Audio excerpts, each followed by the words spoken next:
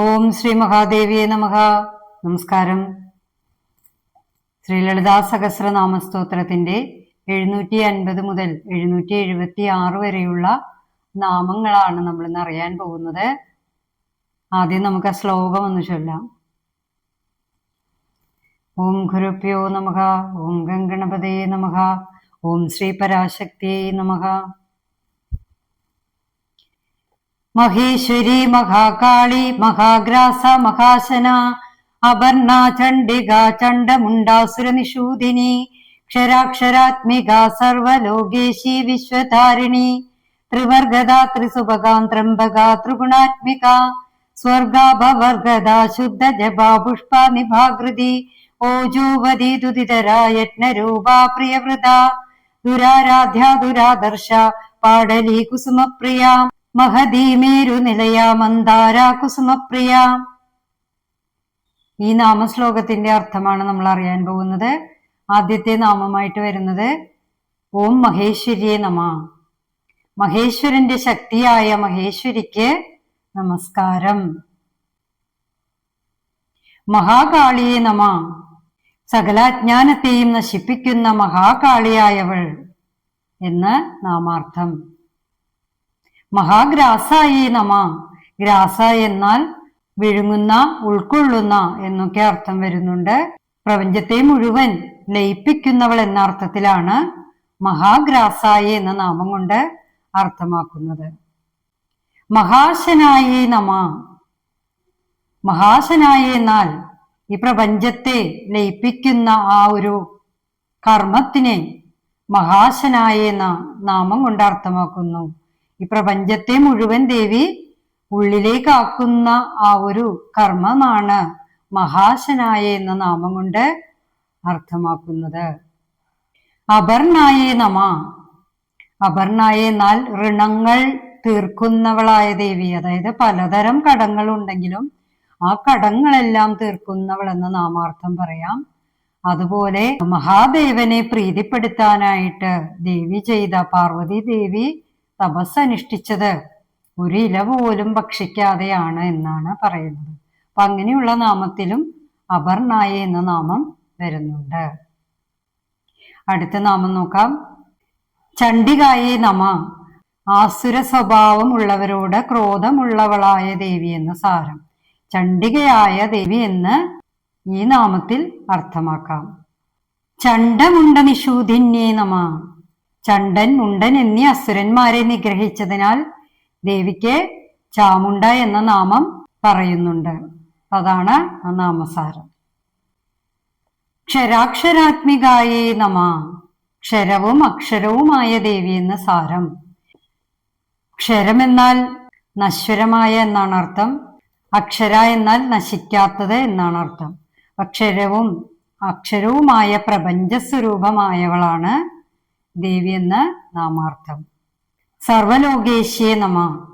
സർവലോകങ്ങൾക്കും ഈശ്വരിയായിട്ടുള്ളവളെന്ന് നാമാർത്ഥം സൂചിപ്പിക്കുന്നു. ഓം വിശ്വധാരിണ്യേ നമ. വിശ്വം എന്നാൽ പ്രപഞ്ചം അല്ലെ. ധാരിണി എന്നാൽ ധരിച്ചവൾ. ഈ പ്രപഞ്ചത്തിന്റെ സകല പ്രപഞ്ചത്തിനെയും താങ്ങി നിർത്തുന്നവളും പരിപാലിക്കുന്നവളുമായ ദേവിയെയാണ് ആ നാമാർത്ഥം സൂചിപ്പിക്കുന്നത്. അടുത്ത നാമം നോക്കാം. ത്രിവർഗദാത്രേ നമ. ത്രിവർഗത്തെ നൽകുന്നവൾ എന്നർത്ഥം. ധർമ്മം, അർത്ഥം, കാമം അങ്ങനെ 3 പുരുഷാർത്ഥങ്ങൾ നൽകുന്നവളായ ദേവി എന്ന് സാരം. സുഭഗായേ നമ. സൗഭാഗ്യവതിയായ ദേവി എന്ന് നാമാർത്ഥം. സർവമംഗളരൂപിണിയും സർവ സൗഭാഗ്യനിധിയുമായ ദേവിയെ കുറിക്കുന്ന നാമമാണത്. ത്രംബകായേ നമ. 3 കണ്ണുകളോട് കൂടിയവൾ. വലത് കണ്ണ് സൂര്യൻ എന്ന ക്രിയാശക്തിയെയും ഇടത് കണ്ണ് ചന്ദ്രൻ എന്ന ഇച്ഛാശക്തിയെയും മൂന്നാമത്തെ തൃക്കണ്ണ് ജ്ഞാനശക്തിയെയും കുറിക്കുന്നു എന്നാണ് നാമാർത്ഥം സൂചിപ്പിക്കുന്നത്. ബ്രഹ്മ, വിഷ്ണു, മഹേശ്വരന്മാർ ത്രിമൂർത്തികളെയും സൂചിപ്പിക്കുന്നതായിട്ട് നാമം പറയുന്നുണ്ട്. അടുത്ത നാമം നോക്കാം. ത്രിഗുണാത്മികായേ നമ. ത്രിഗുണങ്ങൾ എന്ന് വെച്ചാൽ നമുക്കറിയാം സത്വഗുണം, രജോ ഗുണം, തമോ ഗുണം അല്ലേ.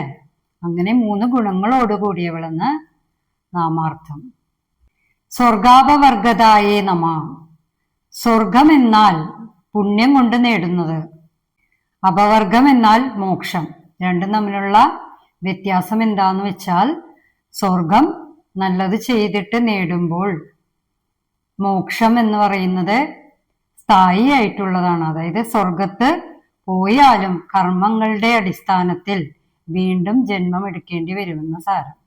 എന്നാൽ മോക്ഷം എന്നത് സ്വർഗീയമായ തുല്യമായ, അതായത് സ്വർഗതുല്യമായത് തന്നെയാണ് മോക്ഷം. കാരണം അതിന് വീണ്ടും ഒരു ജന്മം എടുത്ത് കർമ്മങ്ങൾ അനുഷ്ഠിക്കേണ്ടതായിട്ട് വരുന്നില്ല. അപ്പൊ സ്വർഗം എന്നത് ക്ഷണികമായിട്ട് കിട്ടുന്ന ഒന്നായിരിക്കാം.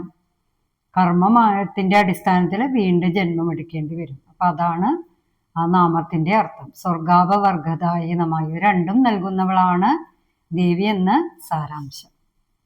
അടുത്ത നാമം നോക്കാം. ശുദ്ധായേ നമ. ശുദ്ധബോധത്തോടു കൂടിയുള്ള ദേവി അല്ലെ. അവിദ്യ സ്പർശിക്കാത്ത ദേവി എന്ന് പറയാം. അപ്പൊ അങ്ങനെയുള്ള നാമത്തിലാണ് ശുദ്ധായേ നമ എന്ന് പറയുന്നത്. അടുത്ത നാമം ജപാപുഷ്പനിഭാകൃതായേ നമ. ജപാപുഷ്പം നമ്മള് മുൻപുള്ള നാമത്തിൽ പഠിച്ചിരുന്നു അല്ലെ. ചെമ്പരത്തി പൂവിന്റെ ശോഭയോടുകൂടിയവൾ, ആ നിറമാണ് ദേവിക്കെന്നൊക്കെ നമ്മള് ധ്യാന ശ്ലോകത്തിലൊക്കെ നമ്മള് അതിനെക്കുറിച്ച് പരാമർശിച്ചിരുന്നു. അപ്പൊ ഇങ്ങനെയുള്ള നിറമാണ്, ചെമ്പരത്തി പൂവിന്റെ ശോഭയും നിറത്തോടും കൂടിയവളാണ് ദേവി എന്ന് സാരാംശം. അടുത്ത നാമം നോക്കാം. ഓജോ വധ്യേ നമ. ഓജസ്വിനിയായ ദേവി അല്ലേ.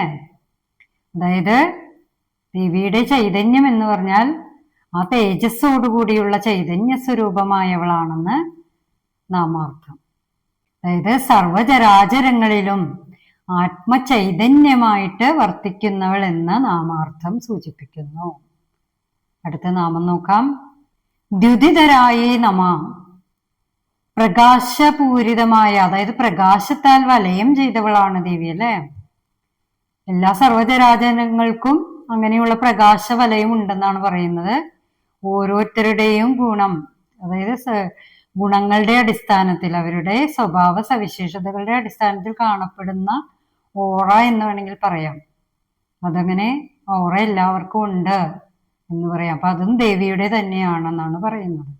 അപ്പൊ അങ്ങനെ പ്രകാശപൂരിതമായ ദേവിയെ ദ്യുതിധരായ എന്ന നാമം കൊണ്ട് അർത്ഥമാക്കാം. അടുത്ത നാമം നോക്കാം. യജ്ഞരൂപായേ നമ. യജ്ഞസ്വരൂപിണിയായ ദേവിയെ കുറിക്കുന്ന നാമമാണ്.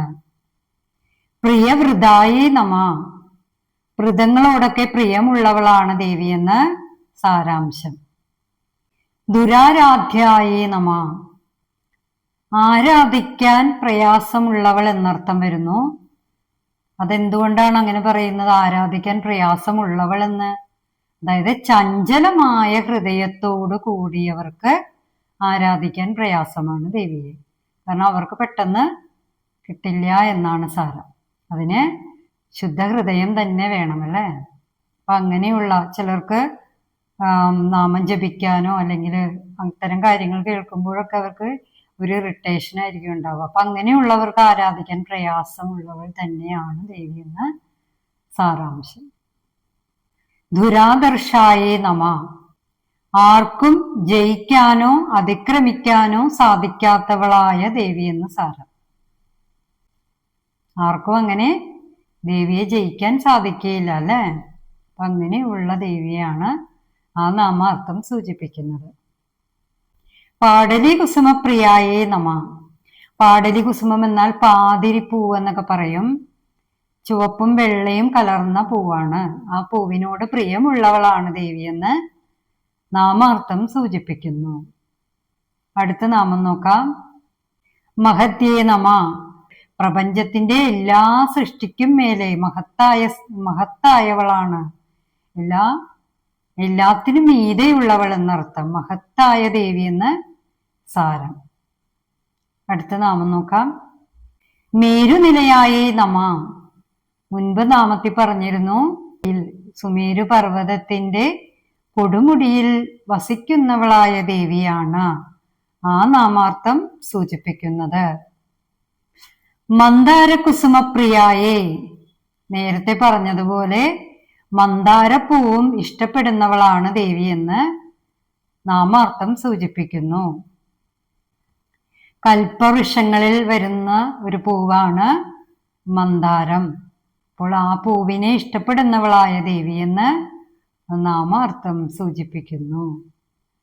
ഇന്ന് നമ്മൾ 776 വരെയുള്ള നാമങ്ങളുടെ അർത്ഥങ്ങൾ അറിഞ്ഞു. ഇനി നമുക്ക് അടുത്ത നാമങ്ങളുമായിട്ട് അടുത്ത വീഡിയോയിൽ കാണുന്നത് വരെ നന്ദി, നമസ്കാരം.